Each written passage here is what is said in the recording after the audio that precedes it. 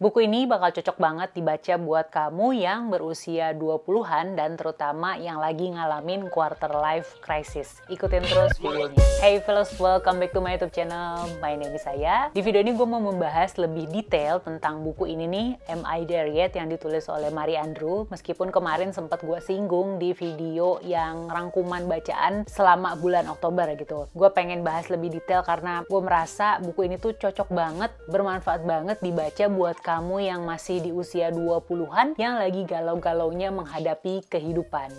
Tapi emang gitu kan ya, wajar kalau menurut gue sih di usia 20-an kita merasa seperti itu. Di dalam sini nanti akan gue kasih lihat bagian-bagian yang gue suka dari setiap babnya, sekalian ngasih lihat ke kamu apa aja sih sebenarnya isi dari buku ini. Tanpa berlama-lama lagi, langsung aja kita mulai videonya. Gue tuh sudah sangat tertarik untuk mengikuti buku ini bahkan dari sejak baca bagian pengantarnya. Di sini kan ada nih ya bagian yang berjudul pengantar. Di dalam situ penulis bercerita bahwa dia tuh suka menemukan persimpangan dalam jalan kehidupannya. Di persimpangan itu dia bertanya-tanya mengenai arah yang harus dia ambil. Kadang ketika dia memilih satu jalan, dia akan bertanya lagi, bener nggak sih lewat sini gitu. Sementara kalau dia lihat teman-temannya yang lain itu sepertinya sudah sampai di tujuan mereka dan tampaknya fine-fine aja, tampaknya bahagia-bahagia aja gitu. Familiar ya dengan yang sering kita alami di usia 20-an, bahkan buat gue pribadi sih sampai sekarang gue masih merasakan hal seperti itu. Nah, Marie atau penulis bilang bahwa ini tuh sebenarnya bukan buku panduan yang akan membantumu dapat pekerjaan atau gimana-gimana. Tapi Marie berharap bahwa dengan membaca buku ini, dia berharap supaya buku ini tuh bisa menenangkan dan meyakinkanmu bahwa kamu tuh nggak sedang tersesat loh di perjalanan hidupmu. Nah, itu gue rasa adalah sesuatu yang kita butuhkan gitu, dan gue pribadi merasa kayaknya kalau gue baca buku ini waktu gue umur 20-an, gue bakalan bisa ngerasa tenang gitu bahwa melihat orang lain pun menghadapi apa yang gue hadapi. Setelah ini gue akan kasih lihat bagian-bagian yang gue suka dari setiap babnya ya. Di dalam sini ada sekitar 8 bab, nanti gue akan kasih tahu satu persatu. Kita mulai dengan bab yang pertama yang berjudul ini dia, menaklukkan ketidakpastian. Di dalam sini tuh ada dua hal yang dibahas dalam bab satu itu ya. Yang pertama tentang musim, itu udah gue singgung juga di video kemarin yang rangkuman bacaan bulan Oktober, dan bagian yang gue suka di situ adalah paragraf yang seperti ini. Saat memasuki usia 20-an, seorang kawan yang usianya lebih tua meyakinkan saya bahwa ini adalah waktu yang tepat untuk bertualang. 10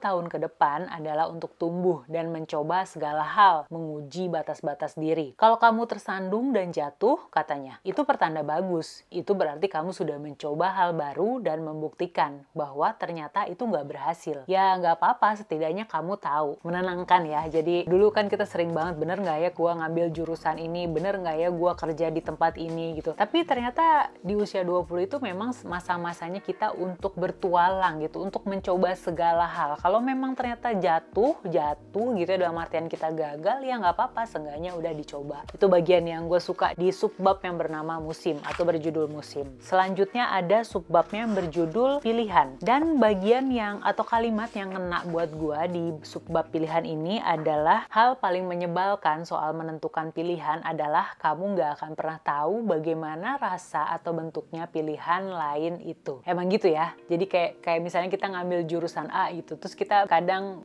mikirin gimana ya rasanya kalau gue ternyata ngambil jurusan B, gimana ya rasanya kalau ternyata gue ngambil pekerjaan di perusahaan yang itu gitu. Dan ternyata itu wajar dialami oleh semua orang. Jadi ya nggak perlu merasa aneh, nggak perlu merasa berbeda. Itu yang gue suka di bab pertama yang berjudul menaklukkan ketidakpastian. Lalu kita beranjak ke bab kedua yang berjudul ini dia, menciptakan rumah. Lihat deh, ada gambarnya lucu banget ya. Di bab kedua yang menciptakan rumah ini, bagian yang gue suka itu ada di paragraf berikut. Seperti ini bunyinya, saya pikir makna hidup hanya bisa ditemukan di tempat dengan emosi yang kuat seperti di film. Namun, api telah menunjukkan bahwa indahnya hidup juga eksis di tengah rutinitas harian kita. Adem gak bacanya? Maksudnya kayak kita kan kadang suka bertanya-tanya gitu ya, apa sih sebenarnya makna hidup gua ini? Gue tuh mau ngapain sih di dunia ini? Tapi ternyata indahnya hidup itu justru terlihat atau berada pada rutinitas keseharian kita. Nah, nanti di bab kedua ini kamu bisa membaca ceritanya ceritanya Mari, apa yang melatar belakangi sampai akhirnya dia berpikir seperti itu gitu, melontarkan kalimat yang gue bacain tadi itu. Dan kalimat itu sih ngena sih buat gue dan bikin gue adem gitu, bahwa oh iya ya, dengan menjalani rutinitas sehari-hari aja itu udah sebuah keindahan dalam hidup. Itu yang di bab 2. Kemudian kita beranjak ke bab ketiga. Bab ketiga, menemukan tujuan ya. Di dalamnya ada kalimat seperti ini yang gue suka. Ini adalah kali pertama saya sadar bahwa saya bukan makhluk abadi dan bahwa saya ternyata sangat menikmati hidup. Bukan karena pencapaian-pencapaian yang telah saya miliki, melainkan karena saya masih bisa memencet tombol lift, memakai kaos rajut, intinya melakukan kegiatan sehari-hari. Kemudian loncat lagi ke paragraf di bawahnya itu, sepanjang usia kepala 2, saya selalu merasa cemas. Akankah saya menemukan tujuan dalam hidup? Seolah-olah tujuan itu berada dalam sebuah peti harta karun yang terkubur di bawah tanah. Saya pun bertanya-tanya, kebahagiaan dan pencapaian apa sebenarnya yang saya kejar? Apa sih yang tak saya miliki saat ini? Tiba-tiba saja saya merasa urusan tujuan hidup ini bukan perkara yang terlalu pelik. Saya mencintai hidup ini bukan karena saya harus mencapai sesuatu, melainkan untuk mengalaminya. Aduh, adem banget kan ya. Jadi kayak Mari ini tuh menceritakan juga ceritanya kenapa dia sampai pada konklusi atau kesimpulan seperti itu yang tadi gue bacain. Kamu bisa baca sendiri ceritanya di dalam buku ini, tapi konklusinya itulah yang bikin gue merasa nyes gitu pas bacanya. Iya juga ya, apa sih yang kita nggak miliki saat ini? Toh dengan kita punya atap di atas kepala kita, punya lantai, punya kasur buat kita, tempat kita tidur, kayaknya nggak perlu ngoyo gitu loh mencari tujuan hidup yang terlalu pelik. Kita seharusnya mencintai hidup karena kita menjalaninya, karena kita mengalaminya gitu. Aduh, kayaknya adem gitu loh baca bagian tersebut. Itu di bagian ketiga yang menemukan tujuan. Sekarang kita masuk ke bab selanjutnya. Nah, bab selanjutnya ini nih ya, yang berjudul Kencan dan Percintaan. Kayaknya gue agak kurang relate gitu ya, secara gue udah married. Tapi ini akan bermanfaat dan bisa jadi refleksi juga buat kamu yang masih di usia 20-an dan masih mencari-cari pasangan hidup serta arti dari cinta itu sendiri ya. Lalu setelah itu gue mau masuk ke bab kelima, yaitu yang berjudul Patah Hati dan Kehilangan. Kalau ini gue masih bisa relate, karena gue kan patah hati bukan selalu karena cinta gitu. Bisa jadi karena persahabatan, bisa jadi karena harapan akan sesuatu yang tak terwujud gitu ya. Nah, di bab kelima ini bagian yang gue suka itu adalah sebuah gambar ya. Sebuah gambar, ini dia. Judulnya adalah Prescriptions of a Broken Heart. Gue ada tulis juga di blog gue yang berisikan rangkuman dari yang udah gue baca beserta gambarnya. Kamu bisa lihat gambarnya seperti apa. Tapi yang pasti prescription atau resep untuk mengobati hati yang patah di dalam gambar ini tuh kayak bisa banget dipraktekin. Kayak misalnya resep untuk kaki gitu ya. Kaki coba deh taruh di yoga mat, dalam artian coba deh olahraga, atau misalnya put them on a running trail. Cobain deh kaki kamu itu dipakai untuk lari di trek lari gitu. Maksudnya dalam artian ya cari kegiatan lain supaya bisa mengalihkan pikiran dari rasa patah hati itu sendiri. Itu gue suka sih. I love it. Gue suka banget. BTW buku ini ya harganya kan 89.000 waktu gue beli. Tapi sekarang lagi di diskon jadi cuma 50.000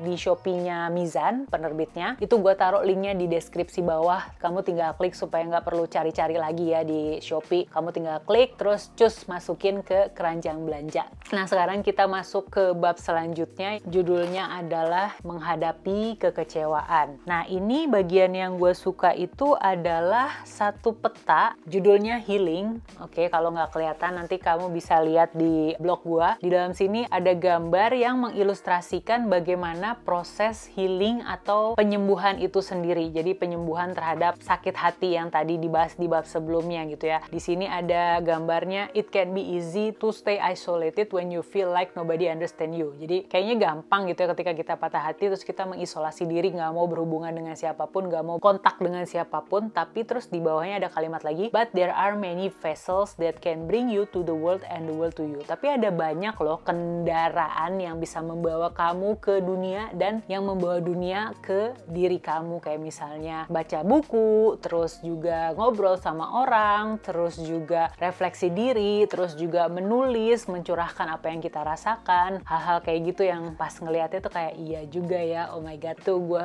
suka sih bagian healing ini tuh. Relate banget buat kehidupan yang sekarang dimana kita lagi kecewa sama dunia gitu ya, dengan adanya virus ini. Nah, dengan melihat gambar ini meresapi artinya gue jadi terhibur. Lanjut ke bab selanjutnya yang berjudul Mencari Jati Diri ya. Yang gue suka tuh ada paragrafnya berkata seperti ini. Ya, kenapa ya saya nggak pernah menginginkan perasaan ini sebelumnya? Pertanyaan ini mengusik sanubari saya. Pada saat saya memutuskan untuk mengubah apartemen saya sehingga lebih warna-warni, saat itulah muncul diri saya dan saya melanjutkannya dengan menyingkirkan hal-hal yang tidak berkontribusi apapun bagi kebahagiaan saya. Lagi-lagi kamu bisa membaca ceritanya penulis, kenapa dia sampai pada kesimpulan seperti itu. Yang pasti di sini dia lagi patah hati, terus dia harus terkurung di apartemennya, terus dia akhirnya memutuskan untuk merapikan dan merombak apartemennya itu, dan dia merasa kayak ini adalah satu cara untuk menemukan siapa diri gue sebenarnya gitu, dengan mengelilingi dirinya dengan hal-hal yang dia suka dan mulai menyingkirkan hal-hal yang tidak berkontribusi pada kebahagiaan. Contohnya dia sebutkan di sini seperti misalnya mengeliminasi pertemuan-pertemuan yang nggak perlu tapi tampak seperti kewajiban, terus ngelakuin olahraga yang nggak nyaman di tubuh tapi malah merasa seperti hukuman, hal-hal kayak gitulah. Itu kayak oh iya juga ya, kenapa gue harus melakukan sesuatu yang gue nggak suka gitu.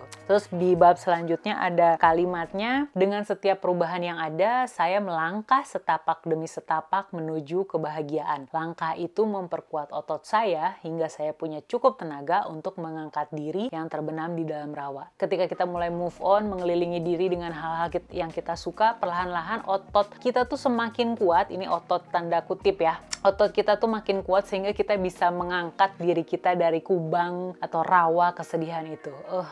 Gue suka banget sih sama pilihan kalimatnya Mary Andrew di sini. Tadi gue lupa sampein, jadi di bab 7 itu yang judulnya Mencari Jati Diri, barusan itu kita lagi ngomongin di subbab yang berjudul Pencapaian. Nah, selanjutnya ada subbabnya yang berjudul Menemukan Gayamu Sendiri. Nah, ini dia, Menemukan Gayamu Sendiri. Di sini sebenarnya ada 5 hal yang dibahas sama Mary Andrew, tapi gue paling suka sama gambar ini nih, yang mengilustrasikan tentang investasi untuk dirimu sendiri gitu. The Future You Bank. Jadi ada gambar celengan gitu, terus ada koin-koinnya yang bakal dimasukin ke celengan itu berupa reading gold, terus juga kelas Portugis, terus juga olahraga pilates gitu-gitu. Jadi kayak iya ya, kira-kira apa ya yang bisa gue investasikan buat diri gue ke depannya gitu, untuk gue yang di masa depan nanti gitu. Gue jadi kayak berpikir dengan melihat, cuma sesimpel melihat gambar ini aja tuh gue jadi kayak berpikir iya ya, apa yang bisa gue lakukan untuk gue di masa depan gitu. Aduh, gue suka banget sih sama ilustrasinya Mari di sini. Sekarang kita masuk ke bab selanjutnya yang berjudul ini dia, Menemukan Jati Diri. Di sini ada 2 subbab yang dibahas. Subbab yang pertama itu berjudul Kepemilikan. Ada satu kalimat di sini yang bikin gue jadi kayak berpikir gitu ya. Mari menuliskan, kemandirian dan kebebasan saya adalah aset terbesar saya. Itu membuat gue berpikir lagi gitu. Kalau dia merasa mandiri dan kebebasan itu adalah asetnya dia, nah aset gue apa ya? Aset yang tidak berhubungan dengan sesuatu yang tampak gitu, bukan tangible, sesuatu yang tampak, tapi sesuatu yang tidak tampak, alias intangible gitu.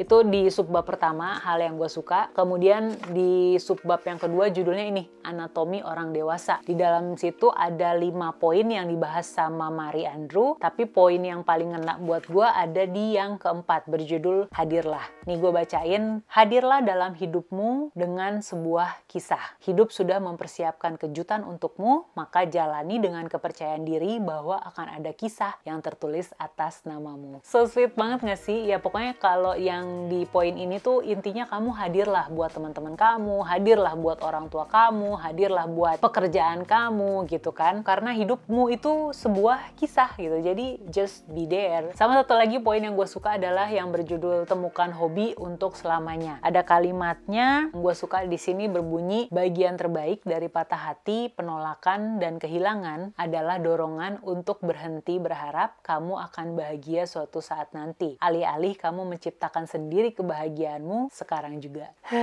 Adem ya.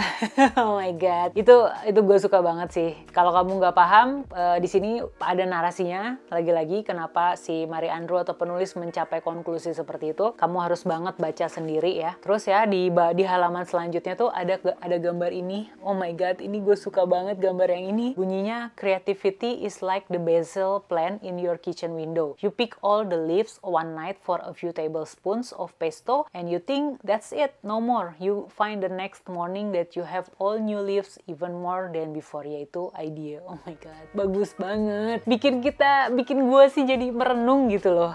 Suka banget. Dari bagian-bagian yang gue sampein tadi, bagian-bagian yang gue suka dari buku ini, kira-kira mana yang kamu ngerasa relate gitu dengan paragraf yang gue bacain? Bisa tulis di kolom komen di bawah ya. Kita ngobrol di situ. Jangan lupa like dulu video ini kalau kamu suka, subscribe juga ke channel ini. Dan kalau kamu suka gue membahas buku non-fiksi dengan menyebutkan bagian-bagian yang gue suka, atau buku non-fiksi dengan tema-tema self-love seperti ini, bisa kasih tahu di kolom komen di bawah juga ya, supaya gue pertimbangin untuk baca buku-buku lainnya. Karena gue pribadi juga emang suka nih baca buku-buku kayak gini. Sampai ketemu lagi di video-video selanjutnya. See ya!